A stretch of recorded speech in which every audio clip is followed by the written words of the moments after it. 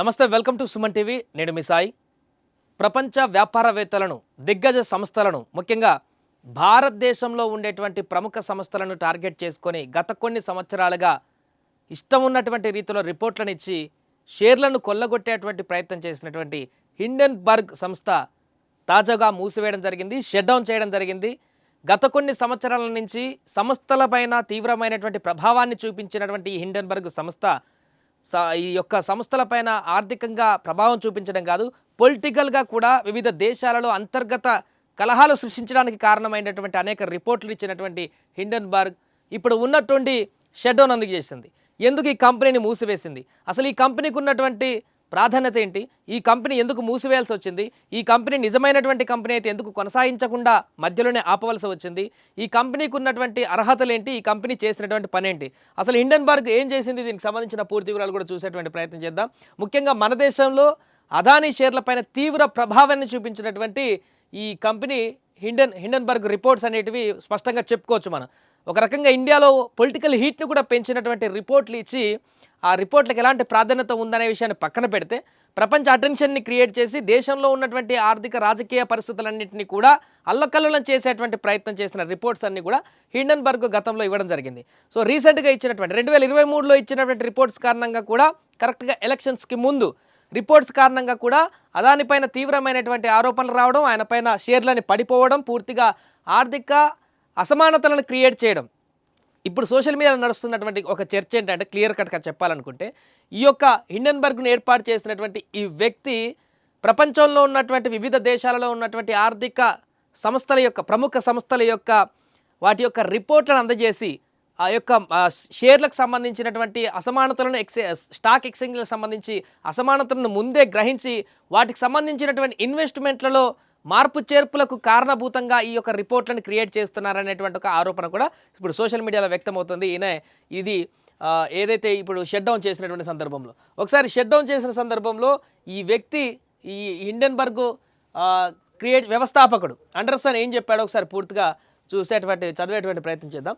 తన జీవితంలో జరిగిన కొన్ని విషయాలలో ఒకటని, ఇదే అతిపెద్ద ముఖ్యమైనటువంటి విషయం కాదని కూడా నేట్ ఆండర్సన్ వ్యవస్థాపకుడినే ఒక నోట్లో పేర్కొన్నాడు. ఒకానొక సమయంలో ఒకరు నాతో ఒక విజయవంతమైన కెరీర్ స్వార్థ చర్య అవుతుందని చెప్పారు. ప్రారంభంలో నేనే కొన్ని విషయాలను నిరూపించుకోవాలని భావించాను. నేను ఇప్పుడు చివరకు నాతో కొంత సంతృప్తిని కనుగొన్నాను. బహుశా నా జీవితంలో ఇది మొదటిసారి అంటూ కూడా ఆయన పేర్కొనడం జరిగింది.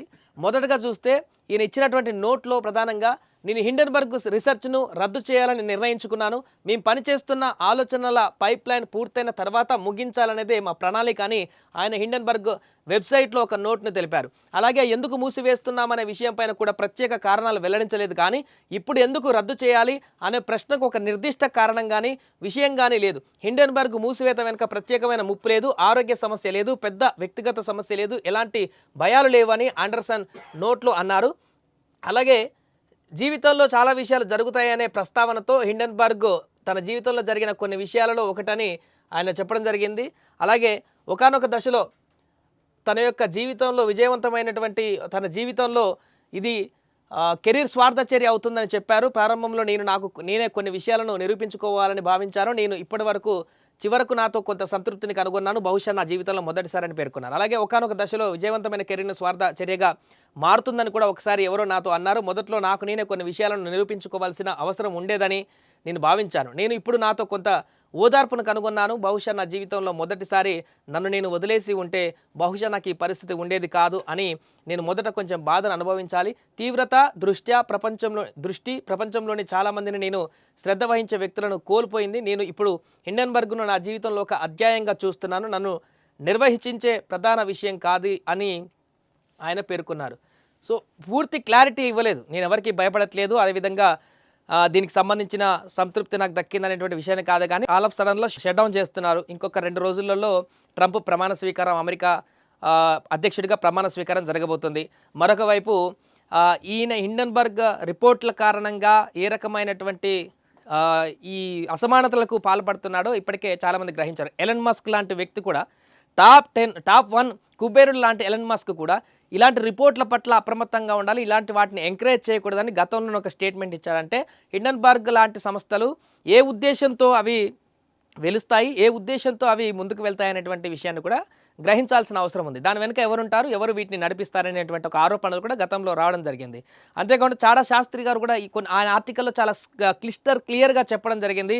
హిండెన్బర్గ్ అనేటువంటి ఒక రిపోర్ట్ సంస్థ ఏం చేయదలుచుకొని అది రిపోర్ట్‌లు ఇస్తుంది, ఏం చేస్తుంది, 2017 నుంచి మొదలైనటువంటి ఈ యొక్క సంస్థ ఇప్పటివరకు 2025 వరకు కూడా ఏమేం చేస్తూ వచ్చింది కార్యకలాపాలు, దానికి సంబంధించిన డేటా అంతా కూడా ఆయనకు తెలిసినటువంటి ఆర్టికల్‌లో పూర్తిగా ప్రస్తావించడం జరిగింది. ముఖ్యంగా మన దేశంలో గత కొన్ని సంవత్సరాల నుంచి చూస్తే అదానీని టార్గెట్ చేస్తూ ఆయన ఇచ్చినటువంటి హిండెన్బర్గ్ ఇచ్చినటువంటి ఆర్టికల్ కారణంగా కొంత రాజకీయ అలజడి కూడా కొనసాగినటువంటి పరిస్థితి నెలకొంది. ముఖ్యంగా భారతదేశంలో ఎవరైతే స్వతహాగా దేశంలో ఉన్నటువంటి సంపన్నులు కనుక అభివృద్ధి చెందుతూ ఆ దేశం నుంచి ఇతర దేశాలను కూడా కంట్రోల్లో ఉండేటువంటి వ్యాపార దిగ్గజాలుగా మారుతున్నటువంటి సందర్భంలో ఈ యొక్క కుట్రకు తావు తీసేటువంటి సందర్భాలు గతంలో కూడా వచ్చాయి, ఇప్పుడు కూడా వచ్చాయంటూ కూడా చాలామంది ఈ యొక్క రిపోర్ట్లు వచ్చినప్పుడు చెప్పారు.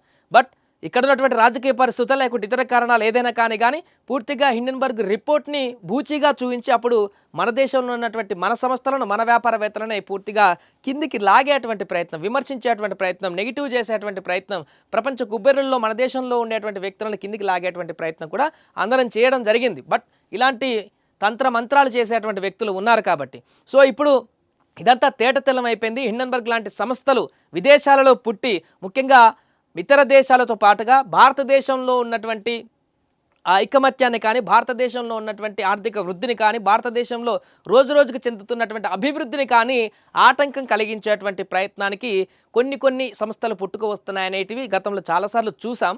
చైనా బేస్డ్గా కొన్ని జరిగాయనేటువంటి వాటిని కూడా మనం గతంలో ఆరోపణలు విన్నాం.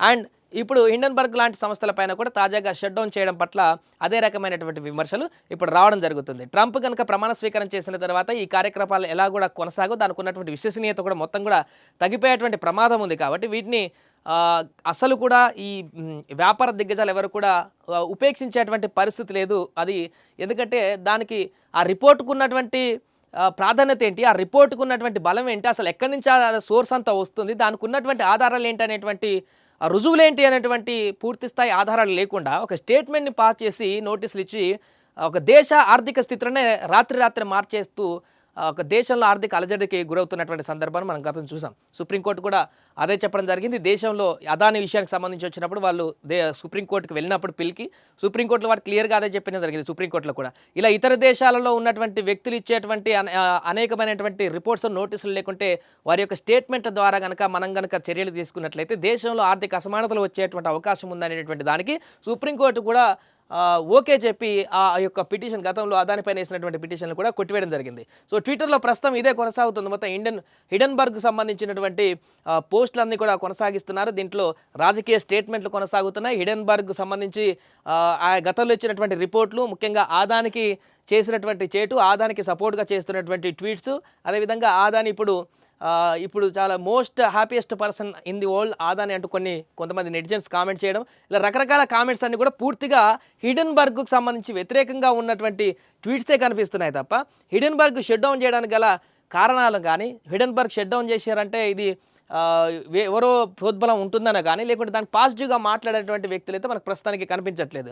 సో చూడొచ్చు పూర్తిగా ఎక్స్ వేదికగా మొత్తం కూడా ఫన్నీ సెటర్స్ అన్ని కూడా హిండెన్బర్గ్ క్లోజెస్ అంటూ కూడా ఫన్నీ సెటర్స్ అన్ని కూడా కొనసాగుతున్నాయి. అంటే భవిష్యత్తులో ఒక బిజినెస్ చేయడానికి కానీ, వ్యాపారాన్ని అభివృద్ధి చేయడానికి కానీ, ప్రపంచ ఆర్థిక పటంలో దేశాల యొక్క ఆర్థిక వృద్ధి జరగాలన్నా కానీ, ఒక బిజినెస్ని ఎక్స్పాండ్ చేయడం కోసం దానికి ఆర్థిక ఊతము లేకుంటే నిర్ణయాలు, ప్రభుత్వాలు తీసుకునేటువంటి నిర్ణయాలు, దేశాలు ఇచ్చేటువంటి సపోర్ట్ అనేది కీలకంగా మారుతాయి. బట్ ఇలాంటి రిపోర్ట్స్ అనేటివి మోరల్ని దెబ్బతీసేటువంటి విధంగా, సంస్థల యొక్క బేస్ని అంటే పునాదులను తవ్వేటువంటి విధంగా ఇచ్చేటువంటి రిపోర్ట్స్, అదే వితౌట్ ఎనీ ఎవిడెన్స్ చేసేటువంటి నివేదికలు అనేటువంటి ఎంత పెద్ద కంపెనీ అయినా, అదే చిన్న స్థాయిలో మొదలై ప్రపంచ స్థాయిలో కంపెనీగా గుర్తింపు పొందినా కూడా కొన్ని బేసిక్స్ అనేటివి మర్చిపోయి ఇష్టానురీతిగా స్వార్థానికి ఉపయోగించి రిపోర్ట్లు ఇస్తే ఇలాంటి పరిస్థితి దారితీస్తుందంటూ కూడా చాలామంది కామెంట్ చేస్తున్నారు.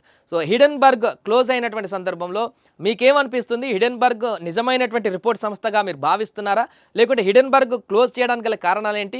గత కొన్ని సంవత్సరాల నుంచి హిండెన్బర్గ్ ఇచ్చినటువంటి రిపోర్ట్లు ఎవరి లబ్ధి కోసం ఇస్తుంది, ఏం ఆశించి హిండెన్బర్గ్ రిపోర్ట్ ఇచ్చింది? ఒక డ్రైవర్గా పనిచేసినటువంటి హండర్స్ అనేటువంటి వ్యక్తి, గతంలో అంబులెన్స్ డ్రైవర్గా పనిచేసినటువంటి వ్యక్తి, ఇలాంటి సంస్థ ఒక కంపెనీలో ఒక ఎంప్లాయీగా పనిచేసి అక్కడి నుంచి నేర్చుకున్నటువంటి దాంతో హిండెన్బర్గ్ అనేటువంటి ఒక సంస్థని ఏర్పాటు చేసి అన్ని సంస్థల యొక్క ఆర్థిక కలాపాలను కంట్రోల్ చేసేటువంటి విధంగా ఎందుకిన ఇలాంటి వృత్తికి పూనుకున్నాడు, దీని ద్వారా ఎంత లబ్ధి పొందాడు, వీటన్నిటిని కూడా మీరు ఒకసారి విశ్లేషించి హిడెన్బర్గ్ చేసినటువంటి దానివల్ల గత 5-6 సంవత్సరాల నుంచి భారతదేశం యొక్క వ్యాపార సంస్థలు, వ్యాపార దిగ్గజాలు ఎంత నష్టపోయారు, మన దేశానికి ఎంత నష్టం చేకూర్చారనేటువంటి దాని గురించి ఒకసారి మీరు కూడా ఎంక్వైరీ చేసి ఈ కామెంట్స్ బాక్స్లో కామెంట్ చేయాలని కోరుకుంటున్నాను. సుమన్ టీవీలో మీ పర్సనల్ అండ్ బిజినెస్ ప్రమోషన్స్ కోసం కింది నెంబర్కి కాంటాక్ట్ చేయండి.